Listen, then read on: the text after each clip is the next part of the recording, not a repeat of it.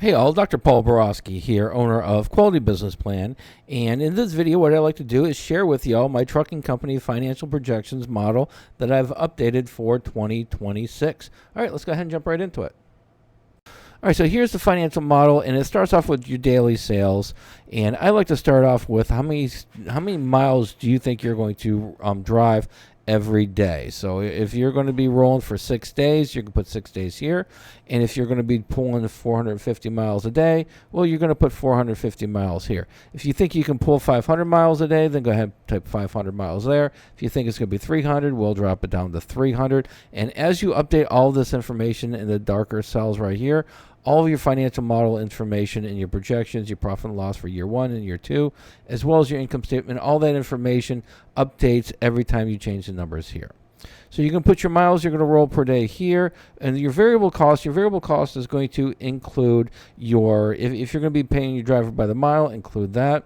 If definitely include your fuel in there by the mile, as well as your maintenance costs, include that as part of your variable cost. Typically, the variable costs, based on my experiences with writing probably at least 100 truck company business plans and financial models, my truckers usually pull between 35 to 45 or even 50% variable costs, depending on what the variable costs are going to be. The last section right here is going to be per mile and then days operations. And the next section right here is going to be your labor. Your labor is going to go right here. Whatever you're going to pay yourself off the top, go ahead and put that. Typically, I like to go with $2,500. And then if you're going to have a dispatcher or if you're going to have your drivers per hour, then you're going to use this information right here. However many employees you're going to have, their average hourly rate, and then if they're a full-time employee, go with 172 for the hours worked monthly. The next section right here is your startup cost.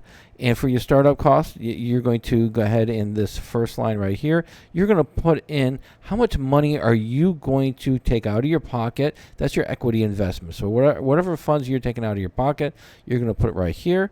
And then if you're going to take out a loan, you're going to put that information here. When you put your loan information for your truck and or your trailer, you put that information here. It will automatically update here, down here by the loan information. And then all you have to do is change your interest rate and your term of your loan, and it'll calculate your payment for you. All right, let's go ahead and jump back up here. So your startup cost, how your startup cost, next section is going to be your working capital. That is, how much money are you going to have in your bank day one once you start your operations. So you can put that money here. Trucking purchase, how much your truck's going to be, your power unit, you can put that there.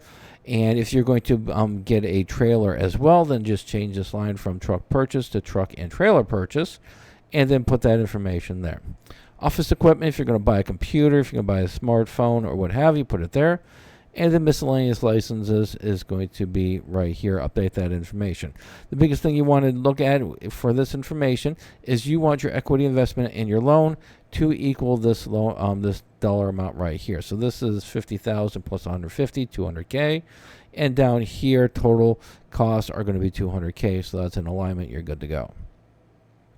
The next section you're going to go ahead and update is going to be your monthly fixed costs.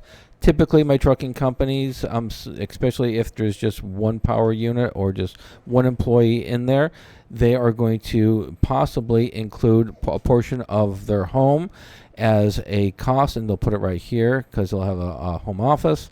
And then utilities, if you have a smartphone, if you have any kind of smartphone and so on, you can put that information right there. Your office expenses, that's going to be your invoices. It's going to be any paper products that you're going to use, ink, and so on. You're going to put that information there. Your insurance for your truck is going to go right here. Accounting, legal, advertising. Your advertising for trucking companies is typically going to be your... It's going to be your load board. So you can put your load, whatever load boards you're using, you're going to put that, you're going to total it up and put it right there. And then any other costs associated with your organization that you're going to be paying out monthly, you're going to put that right there. Your tax rate, whatever your tax rate is going to be, you'll put it right here. And then this next section right here is going to be your sales growth rate for the next 5 years. And you are able to update that on a yearly basis. The rest of the costs right here, these are your other various costs that we've got, monthly fixed cost up here. You can add some growth rates in here as well. And then finally, the financial model ends with your interest rate, which if you are taking out a loan, what is your interest rate going to be and what is your term? Once you put that information here, then what's going to happen is this section will now be done. And once this is done, all those numbers are going to roll over to the projections. So this is a summary page right here, a summary tab. Shows your annual revenues for the next 5 years, your costs, your net profits, profit margins, your sales revenue growth.